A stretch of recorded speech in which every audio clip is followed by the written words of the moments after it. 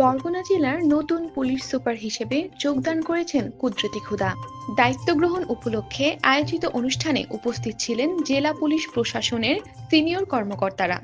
দায়িত্ব গ্রহণের পর তিনি জেলা পুলিশের বিভিন্ন পর্যায়ের কর্মকর্তাদের সঙ্গে মতবিনিময় করেন এবং আইন শৃঙ্খলা পরিস্থিতি আরও সুদৃঢ় করতে একযোগে কাজ করার অঙ্গীকার ব্যক্ত করেন। নতুন এসপি কুদরতি খুদা গণমাধ্যমকে বলেন, বরগুনাকে একটি শান্তিপূর্ণ ও নিরাপদ জেলা হিসেবে প্রতিষ্ঠিত করতে আমি সর্বোচ্চ পেশাদারিত্ব, ন্যায়নিষ্ঠা এবং জনবান্ধব পুলিশিং নিশ্চিত করতে চাই।